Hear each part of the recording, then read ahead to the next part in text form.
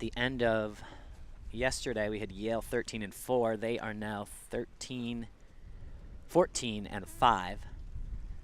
And that should keep them in the lead, I believe. Brown was 13-5. They picked up a loss against St. Mary's. So they're going to be 13-6. Yale actually moving further ahead in the overall standings. What about Charleston? How many losses they have? Charleston was 12-5. So they're now 14-5. And they are now 14-5, which would be identical to Yale. So Charleston and Yale at the top of the standings. Brown in there as well. Stanford took one loss. Is that the only race they've had today? Looks like it. Yep. So Stanford actually drops to 11-7. Georgetown took a win. 2 wins. Georgetown now 13-7. And we see a little lefty come through at the start of the Navy-Charleston race. That's probably the lightest the breeze has looked all day down here at the start. Green flag. So it looks like Navy's controlling the right side here, as Mace and DeCalibus have not the best start. And I would actually say there's 2 pairs being controlled by Navy at the moment. So I think Navy, and we got a red flag against Charleston. Wow, a lot of flags there. I saw 2 greens come out, followed by that red. And this is going to be against Charleston. So a play 2 opportunity for Navy. That's Spector and Blumenthal just doing that 720 for Charleston. And actually, Magley only has a piece of that lead boat for Navy. So advantage Navy early, as Charleston's got some work to do to catch up. Yeah, I didn't finish going through the standings there. St. Mary's as well picked up 1 loss and 1 win, which makes me think they are 13-6.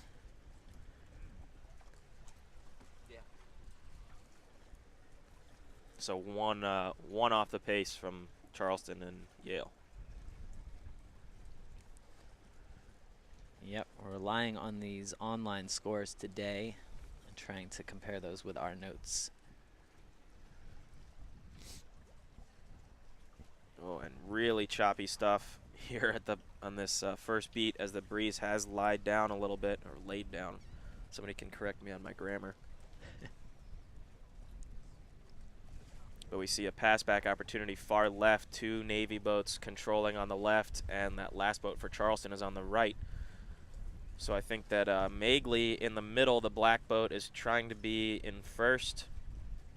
He's thinking just race to Mark 3, where he can try to compact the race a little bit. But yeah, super light conditions now. But we're back in Navy. Looks like they were still leading a second ago as they come up to the mark. Charleston gave up the 1.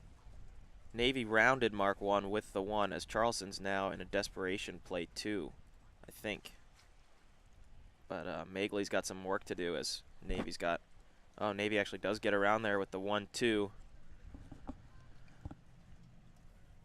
And a boat spinning, so no ace for Navy. So that works out pretty well for Charleston. I think they're happy to chase a 1-2-6 around. And only a boat length or so between that 3rd place boat and the 2nd place boat as they come around Mark 2.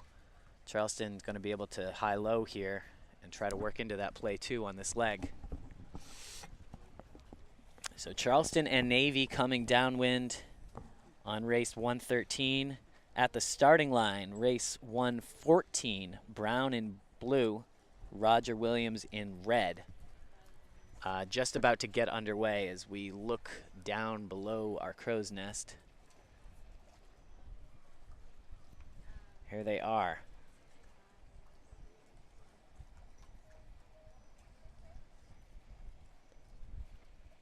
20 seconds, 10 seconds now. We've got a late brown boat at the boat end of the starting line. Oh, but Roger Williams not able to close that door. That boat's actually going to be controlling. We do have a Roger Williams boat coming back. Again.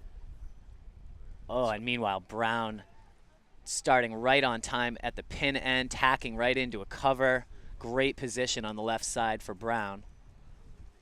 Roger Williams in the 5-6 to start this one.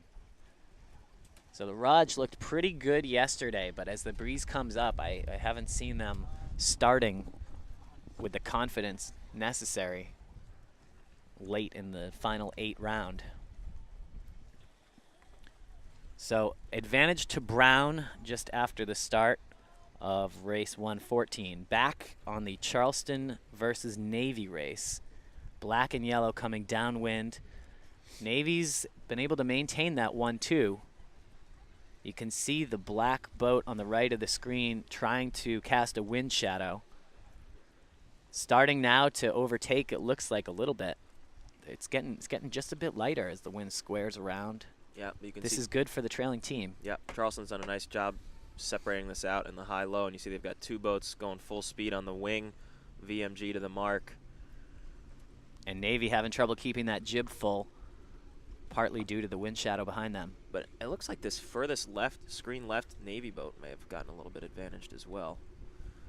So can Navy hang on there, just driving back to port as Charleston's doing a nice job making them sail extra distance, and can Charleston's boats closest to us get around? Question on the chat room, was Brown the best NISA team all season? Zeke, your opinion? I think that they were. I think Yale has gotten better over the season, but I think as far as the season on the whole, I'd say Brown sailed the most consistent and the best. But clearly here, Yale sailing just a touch better. So Charleston's so close here on this attempt play 2. On Brown? Yeah. We'll talk about when we go back to it. So it looks kind of like it's shaping out here all right for Navy. They've done a nice job staying ahead, I think. So close, really tight, and Navy may have even picked up an ace, although just driving at a starboard boat. And there's a hand in the air from Mac Mace trying to draw that foul. Yikes. So yeah, it looks hairy. And the boat's spinning, so voluntary spin for Navy. Yeah, so Navy stays in their 1-2 with no ace. So Charleston continues to chase hot on their tail, and can they split them on this last beat? I'm going to go out on a limb and say yes. It's been so shifty on this last beat. I think Charleston's in a good shape to split that 1-2, and a red flag going against Charleston. Well, that changes things. Navy now 1-2 with an ace. And they're going to try to split them.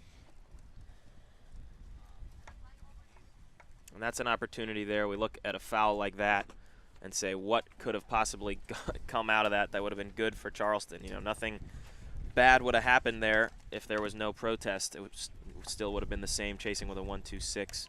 Instead, he protests, and the penalty goes against him. So you can see just how important it is to try to leave the umpires out of it when things are shaping up in your favor a little bit. So a 1-2-5 now for Navy going up the last beat. So sailing for Navy today, maybe you can help me out with our changes. We have Devin Laviano and Lane Morrison. Taylor Van with Alex Asuncion. Yep, and Mary Hall has come out, so Mike Grove is in with Jocelyn. Somebody just corrected me on this. I think is it Knudsen? Something like that. I think Something that's along right. those lines. The K we decided is not silent. Yesterday we were talking about a silent K. We were, but we were wrong. Well, which sometimes happens. We may have been wrong. Well, let's just briefly check in with that other race. We had Brown versus Roger Williams, race 114. It was Brown and blue. We decided with an advantage early in the race, and seems like they've stayed play 2, as Roger Williams has the one pretty launched around Mark 2, but a 5-6. So Brown conservative in their play 2. And the conditions are starting to, I'm not going to say deteriorate, but certainly get a lot puffier. We can see huge holes in the middle of the course now, along with some rather large puffs. Similar to what we saw yesterday, windy in the morning, and then as the sun comes up, it's starting to die off. I was confident, hopeful, I guess, that this would not be the case today. Sailing for Brown, Tommy Fink, Ashley Noble, Colin Smith with Rhode Island's first daughter, Louisa Chafee, and Tyler Rice with Michael Yanagasawa. And for Roger Williams, Alec Anderson and Alyssa Seifert, who have just been so impressive all year, really leading that team. They got Dylan Vogel and Wendy Roos in there as well. Yeah, and Tyler McDonald and Bianca Rom still in. They've got Connor Korgard and Abby Preston on the bench ready to go in at a moment's notice. But let's check back to the finish area of the course where Navy is trying to hang on to their 1-2-5 against Charleston. And big lefty on the course now. Yeah, Navy not really controlling that pair, but it looks like they've still got the 1-2. Yeah, I think so. And the far right pair I can't even actually see because they're behind some other boats. But I think, yeah, Navy definitely controlling that far right pair. So Navy looks like they're in pretty good shape here as they get close to the finish. And you see no jibs ragging for Navy, so things looking pretty good. Charleston continuing to chase.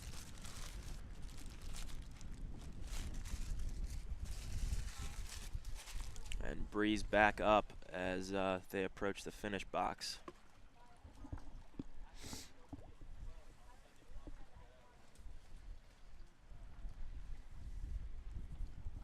So boy, Navy just continues to keep the dream alive here at the Nationals. This is the best they've sailed all year. Navy, very impressive. They have been multiple skippers.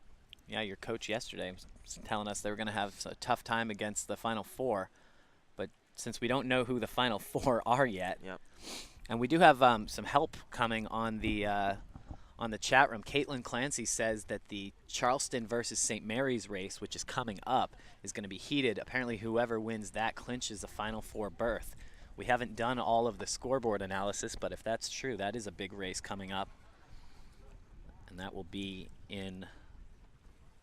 coming up to the next Black and Yellow race when Charleston gets out. And another correction, we should mention Judge Ryan has been doing some sailing for Brown as well.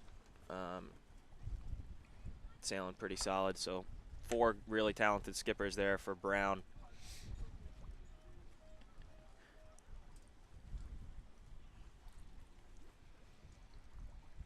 So a win there for Navy over Charleston. That's Charleston's first loss of the day. So everything just staying really even. So Navy had taken a loss to Georgetown earlier, and now getting that big win as we can check back with the blue and red boats as we already are. That's Brown in blue, Roger Williams in red, and looks like Brown has hung on to their lead here. Well, thanks so much to Caitlin Clancy for all her help. If anybody else wants to hop on that chat room, we're happy to keep this conversation going. It's too bad Brian Clancy couldn't be with us. He doesn't have a Facebook account, so he's leaving it up to Caitlin to pass on the word. We appreciate that.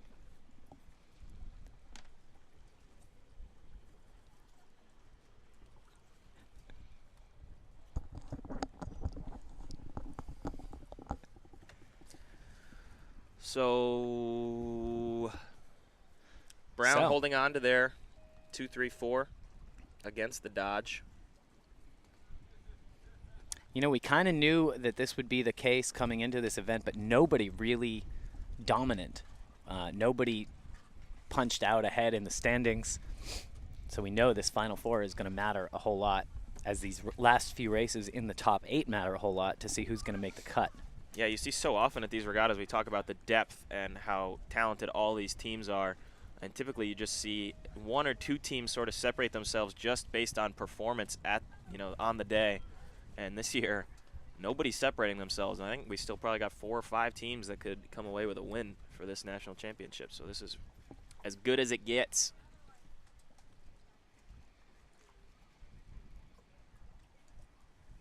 And yeah, as we said, we got a race coming up between Charleston and St. Mary's to clinch a spot in the Final Four. That'll be coming up in just a few moments. Well, coming up before that, right here at the start, we have Yale in green and Stanford in orange for race 115.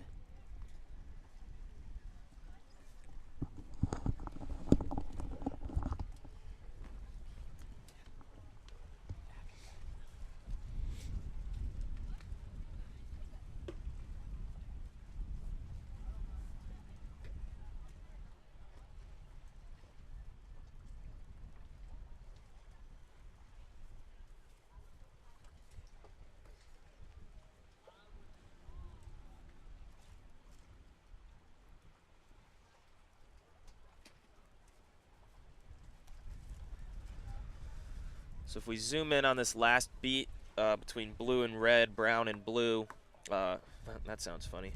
Brown in the blue boats, Roger Williams in the red boats. It seems like the red team, Roger Williams, has gotten a little bit of an advantage getting out left.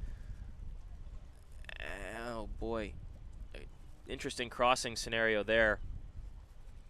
So I think Raj has caught up a little bit, and Brown now getting back in desperation mode, trying to hang on. But Roger Williams looks like some speed and a bad tack from Brown there, and Roger Williams may be looking at a play one opportunity now. Tough to see. There's a pair far right being controlled by, I believe, Brown still. So this foursome is what it's going to come down to. And you see there Roger Williams pinning their main in, trying to slow down, doing a speed pass back to try to stay play one.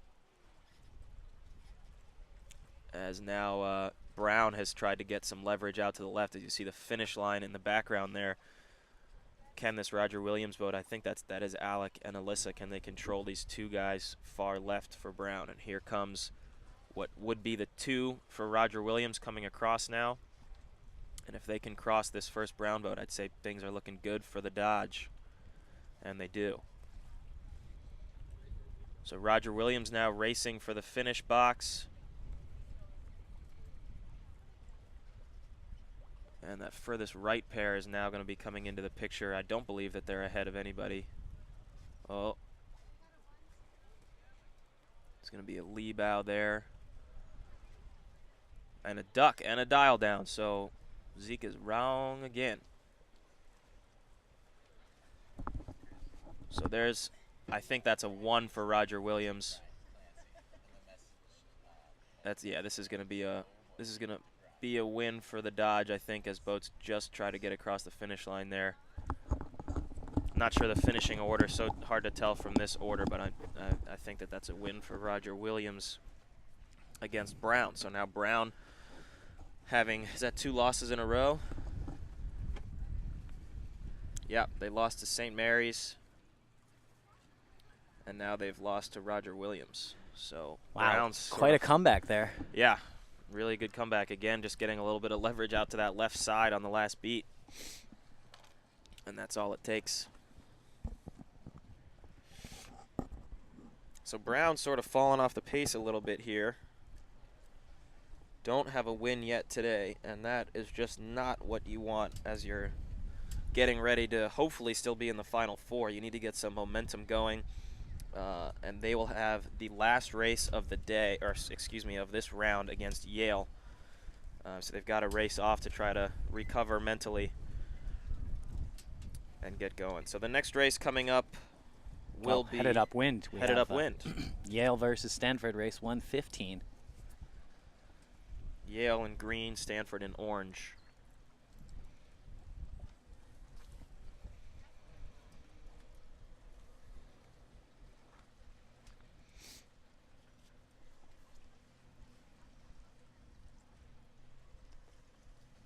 Who's winning? Dunno. Everybody's spread out, and we didn't catch them off the starting line, so we're going to have to see some cross. I see Yale in the lead position on the right. It looks like Yale winning the pair on the left as well. So it's a possible 1-2 here for Yale. Stanford had some good races yesterday, but having trouble today. Are they going to be able to pick off that second place boat? Yes. Okay, so I was wrong. Stanford looks really good here. Nice little bump there on starboard. Gets 2 teammates around. I don't know that anybody's around yet. Wow. Yeah, well, the top 2 boats the top 2 boats are around, yeah. The others coming around now in 2, 3, possibly 2, 3, 4. But if this inside Yale boat can hang just a little bit longer, they're going to have a mark trap opportunity, and no, they fall off the pace with bad air from 2 boats. But still might have a piece of that boat as they come into mark 2. It's going to be a 2, 3, 4 for Stanford. So Yale looked like they could almost hang on to both pairs coming upwind, but Stanford just able to sneak in there on starboard, open the door for their teammates, and convert to a 2, 3, 4. Really nice efforts at mark 1.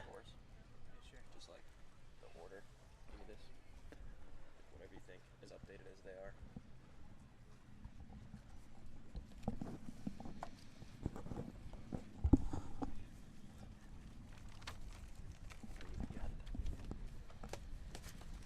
So yes, Stanford not exactly where they wanted to be at this point in the regatta. They went ahead and made a change, at least at the beginning of the day, with putting in Mateo Vargas, replacing Kieran Chung.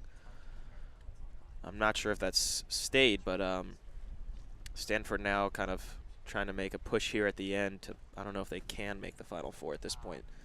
They'll have one more race against Navy.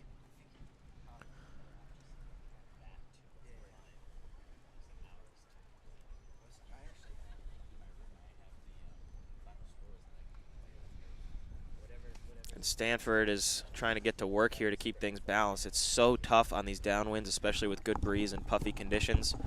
Boats getting leverage out to the edges on the downwinds and having to balance quickly at times. Boat handling still so important. And looks like Stanford thinks they have some work to do, as they are both balancing on either side now, and a boat spinning for Stanford now. So they knew they had work to do when that boat decided to spin. Yep, so now once again we've got a 1-4-5 opportunity, a play 4 for Yale. I can't see who is in that last boat for Yale, the 5 spot. But that's a really fun place to be. I think based on the hat that it's Chris Segerblom. Segerbloom. I think either is correct. Segerblomster. And a flag, it's green, I think. That was a yellow flag. Was it yellow? Yellow? Well, I didn't think we did yellow flags. That sure changes things. So now we're going to have an asterisk by this race. And is that in fact Segerblom there? Can't tell, but doing a nice job. Although they're 4 boat for Yale. I think that looks like Graham Landy, not necessarily pushing that quickly as he gets taken head to wind.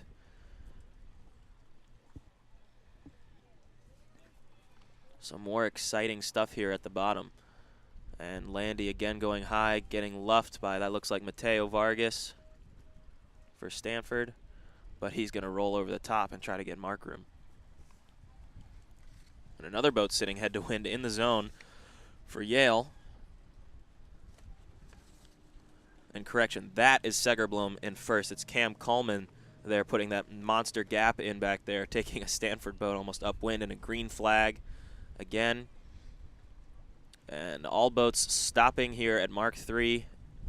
Everybody luffing, and now Segerblom is going to take the 1, go around the mark as Graham Landy tries to push now to the outside. He's got to break an overlap to push the 2-3 around the mark for Stanford.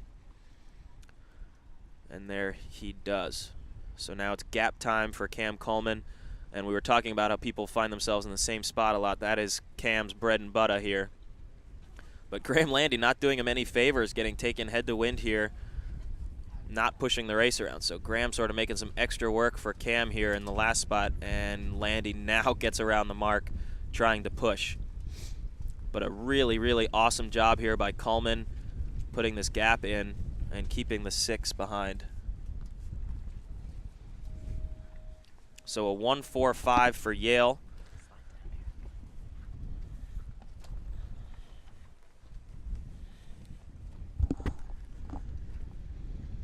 And a hand, was that a hand in the air by Coleman? I didn't see it. I hope not. That's You've been saying it all. A green flag, but yeah, again, why get the umpires involved when you're winning if you're Coleman there? You've already got a gap. What's the best that could happen for you? You stay the same. So I'm going to call that a lucky break for Coleman, though. But a really nice job now. Look at his wind shadow just forcing that last boat for Stanford down. And this is exactly how you want to set up your play 4 if you're Yale.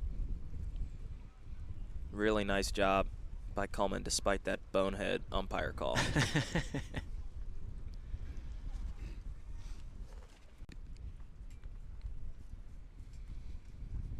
And last we checked in, it was Yale and green with a 1-4-5. It looks like they still have that 1. And looks like still have the 5. So looks like Yale has stayed pretty disciplined here in their play 4.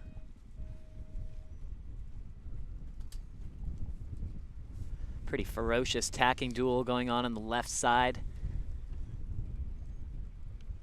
as Stanford tries to engage that Yale 1 boat, trying to push. You see how that gap has closed out there, that foursome on the right that we just actually moved away from. The gap has closed up a little bit there, and I'm not actually sure Coleman still has a piece of that last Stanford boat. But I don't think it's going to matter much as Yale's Landy looks to be in the 1. And if they can cross the line here, yeah, looks like they've actually converted into a play 1. And there's a 1 for Yale and either a 2 or a 3. Looks like it was a 2, so that's going to go in the books as a win for Yale against the Cardinal. Okay. So another loss for Stanford, and that's going to make it pretty tough for them to be contending in the Final Four, I would imagine, with 1 race left against Navy.